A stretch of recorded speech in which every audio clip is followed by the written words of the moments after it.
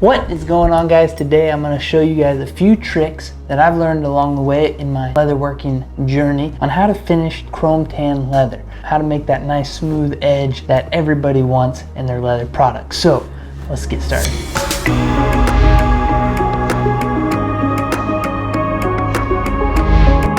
Alright guys, tip number one is gluing your edges. Make sure you get your edges nice and glued and create one big piece of leather rather than having three separate pieces of leather. If you try to burnish your edges after you've stitched and you just stitched your three pieces together, or four pieces or whatever, or two pieces, then it's going to make it a lot harder to burnish those edges, because now you have three separate pieces that are going to be shifting and moving rather than just one big piece.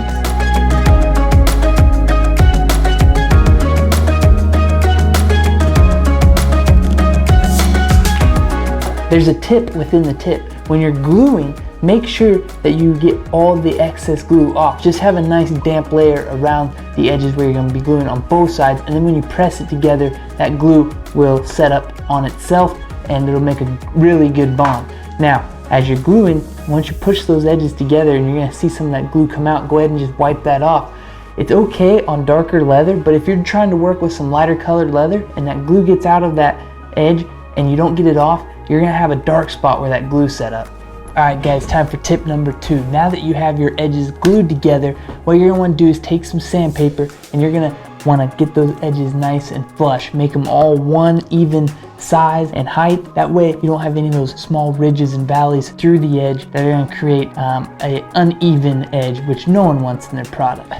Now with that, you can use an electric sander like this one here, but you can also just use regular sandpaper or even a nail file. I've used my wife's nail file for many of years until she found out.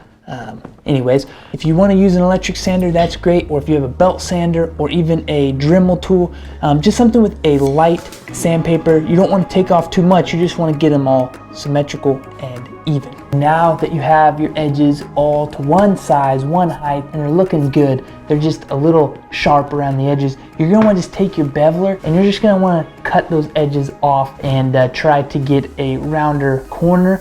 This really helps and it really makes a big difference. If you don't have a beveler, first of all, you can get one. They're pretty cheap on Amazon, so I mean, you're talking maybe $6-7 if you want to just buy a cheap one if you're just doing a few projects. But you can also just take a really sharp X-Acto knife if you want, anything to just kind of cut those down. Now, you want it to look clean, so I recommend getting a beveler. Now that you got them beveled, we're going to go ahead and get some water and dampen up the edges so we can start burnishing. Alright guys, now that all the fibers of that leather are all laid down and facing the same direction and nice and smooth, now is when the fun begins. It's time to get your burnishing agent.